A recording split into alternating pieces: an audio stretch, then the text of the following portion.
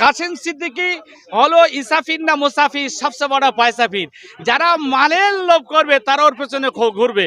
দিদির এই মানে আজকে মানে কলে যারা মাথা দেবে তাদের নিজের স্বাধীনতা, নিজের অস্তিত্ব, নিজের সংবিধান সব ভুলে গিয়ে দিদি জিন্দাবাদ করতে হবে। পশ্চিমবঙ্গ জিন্দাবাদ বলতে পারবে না, ন্যায়ের জন্য জিন্দাবাদ বলতে পারবে না। টুপিওয়ালার কাছে ঝাড়ফুঁক করতে চায়। এখন মনে হচ্ছে পশ্চিমবঙ্গ সরকারের শেষ সময়, একের পর এক ধোঁকা দিয়ে দিয়ে দিয়ে শেষ সময়।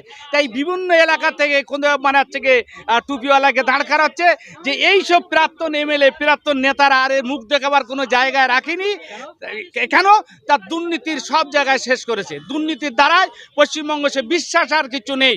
আজকে ওয়াকাফের নামে আমাদের মুখ্যমন্ত্রী ঘোষণা করেছিল কলকাতায় ওয়াকাফের জন্য কোনো মিটিং হবে না, গুলুগুলি করবেন না।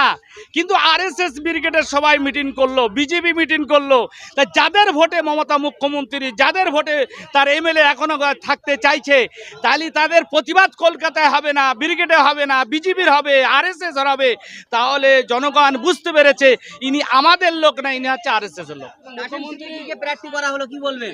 আমাদের বক্তব্য হলো যাদের ভোটে মুখ্যমন্ত্রী, যাদের ভোটে এমএলএ, যাদের ভোটে এমপি হবে আর এসি ঘরে বসে থাকবে আর বিপদে বললে তাদেরকে দূরে সরিয়ে দেব, ওটা রাজনৈতিক নেতারা করতে পারে নিজের বাঁচার জন্য অনশন করেছে, অনশন বারবার করবে।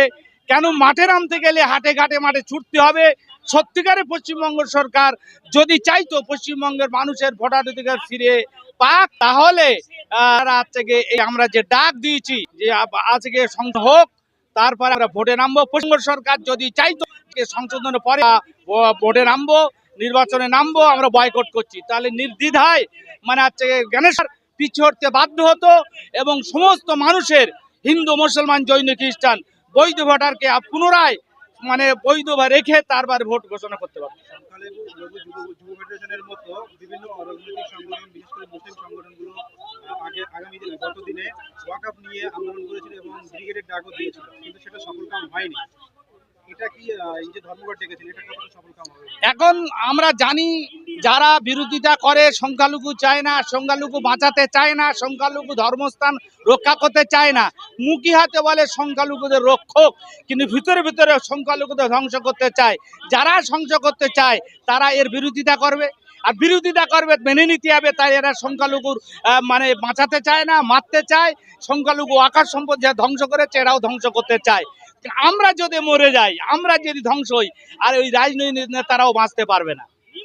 বললেন যে বিজেপিকে বাদ দিয়েছে, কিন্তু টিএমসিকে সাথে রেখেছেন, কিন্তু একাংশই মনে হয় না যে টিএমসি ওর সঙ্গে আছে। টিএমসি এই জন্যই সাথে রাখা হয়েছে। টিএমসি এখনো পর্যন্ত জনগণ বিশ্বাস করে টিএমসি আমাদের হয়তো কিছু করবে। তাহলে শেষ বেলায় যদি আমাদের এই ধর্মঘটকে সমর্থন করে, তাহলে জনগণ বুঝবে যে আমাদের সঙ্গে আছে। আর ধর্মঘটের যদি বিরোধিতা করে, পরিষ্কার খোলাসা হয়ে যাবে যে টিএমসি বিজেপির মতন আমাদের ধ্বংস করতে চায়, তার আমাদের পাশে নেই। এবছরে মমতা ব্যানার্জি প্রচুর পরিমাণে সংখ্যালঘু প্রার্থী দিয়েছে, কি বলবেন? মমতা ব্যানার্জি যে সংখ্যালঘু ওই যুবসাথী সাথী যে করেছে, এরা আমরা দেখেছি গ্রাম অঞ্চলে যখন ইঁদুর মারার দরকার হয় চপের মধ্যে বিষ দেওয়া হয়।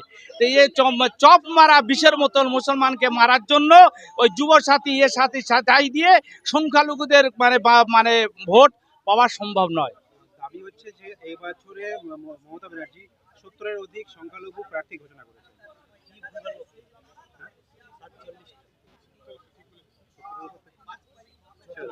বলছি এক মিনিট, বলছি আপনার সময়ের আপনার সাথী তিনি এক সময় মন্ত্রী ছিলেন, কয়েক বছর মন্ত্রী ছিলেন, এবছরে তাকে ভোটে ময়দানে দেখা যাচ্ছে না, কি বলবেন? এখন কথা হচ্ছে যে এই যত টুপিওয়ালা নেতারা আছেন, মানুষ দেখেছি আমরা যে কারুর যদি কোনো রোগ হয়, কারুর যদি কোনো বড় বিমার আসে, অসুস্থ হয়, সব ডাক্তার যখন ফেল হয়ে যায় টুপিওয়ালার কাছে ঝাড়ফুঁক করতে চায়। এখন মনে হচ্ছে পশ্চিমবঙ্গ সরকারের শেষ সময়, একের পর এক ধোঁকা দিয়ে দিয়ে দিয়ে শেষ সময়। তাই বিভিন্ন এলাকা থেকে কোনো মানে হচ্ছে কি টুপিওয়ালাকে দাঁড় করাচ্ছে যে এইসব প্রাক্তন এমএলএ প্রাক্তন নেতারা আর এর মুখ দেখাবার কোনো জায়গায় রাখেনি। কেন? তার দুর্নীতির সব জায়গায় শেষ করেছে। দুর্নীতির দ্বারাই পশ্চিমবঙ্গ সে বিশ্বাস আর কিছু নেই।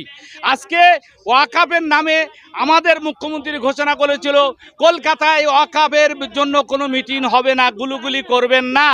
কিন্তু আরএসএস ব্রিগেডের সবাই মিটিং করলো, বিজেপি মিটিং করলো। তা যাদের ভোটে মমতা মুখ্যমন্ত্রী, যাদের ভোটে তার এমএলএ এখনো থাকতে চাইছে, তাহলে তাদের প্রতিবাদ কলকাতায় হবে না, ব্রিগেডে হবে না, বিজেপির হবে, আরএসএস হবে। তাহলে জনগণ বুঝতে পেরেছে ইনি আমাদের লোক না, ইনি হচ্ছে আরএসএস এর লোক। মুখ্যমন্ত্রীকে প্রার্থী করা হলো, কি বলবেন? কাসেম সিদ্দিকী হলো ইসাফির না মুসাফির, সবচেয়ে বড় পয়সাফির। যারা মালের লোভ করবে তারা ওর পেছনে ঘুরবে।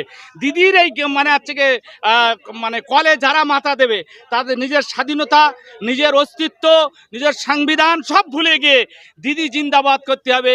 পশ্চিমবঙ্গ জিন্দাবাদ বলতে পারবে না, ন্যায়ের জন্য জিন্দাবাদ বলতে পারবে না।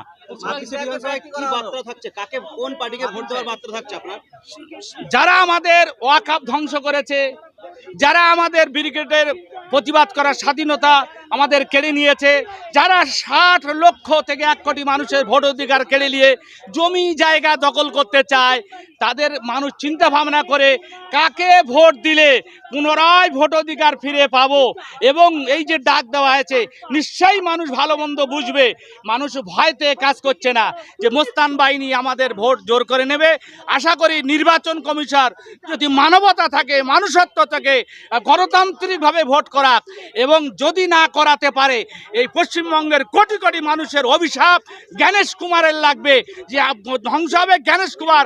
অচিরে ও কোনো জায়গায় শান্তি পাবে না, ও ধ্বংস হবেই হবে।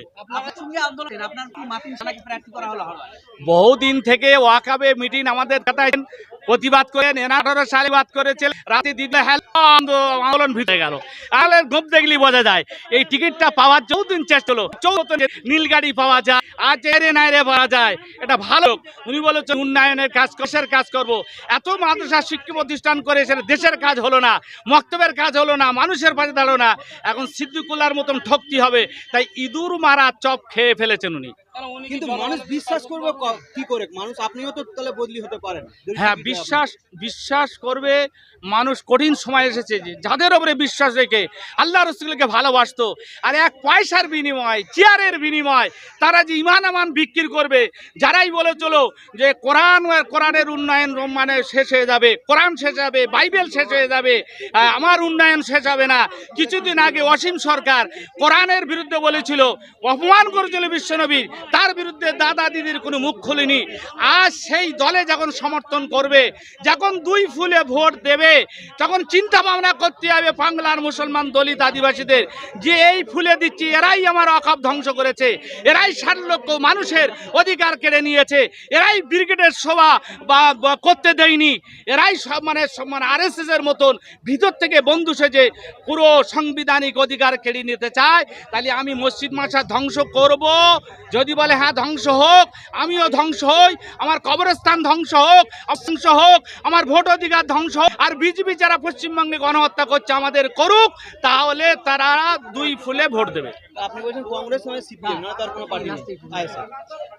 এই 2 ফুল বাদ দিয়ে যে কোনো রাজনৈতিক যে জেতার সম্ভাবনা থাকবে, জোটবদ্ধভাবে আমার তাকে জেতানোর দরকার।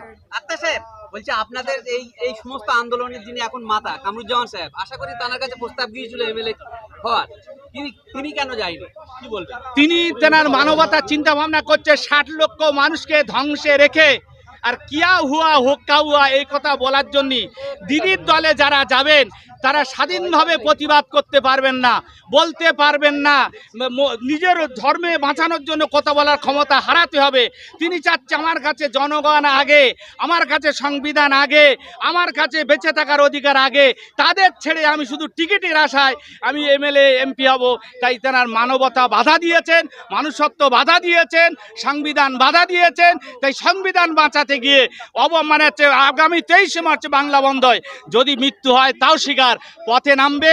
যাদের ভারতবর্ষ বাঁচাতে চায়, সংবিধান বাঁচাতে চায়, সত্যিকারের যাদের জ্ঞান আছে, তারা যারা ধ্বংসকারী তাদের হাত থেকে বাঁচিয়ে আন্দোলনে নামতে বাধ্য হবে। আচ্ছা, মুখ্যমন্ত্রী বলছে যারা পুরনো আরএসএস তাদেরকে আমরা শ্রদ্ধা করি, শোনেন, উনি কখন কি বলে তার ঠিক নেই, উনি কখন কি বলে ঠিক নেই। কিছুদিন আগে ওনার বক্তব্য শুনছিলাম যে আরএসএসকে আমি ভালো মনে করি, আবার এখন বলছে পুরাতন আরএসএস ভালো, নতুন আরএসএস খারাপ। তিনি কখন কি বলেন, এখন ভয়তে বলছেন না হচ্ছে গিয়ে মাথা ঠিক নেই, সেটা আমরা বলতে পারবো না।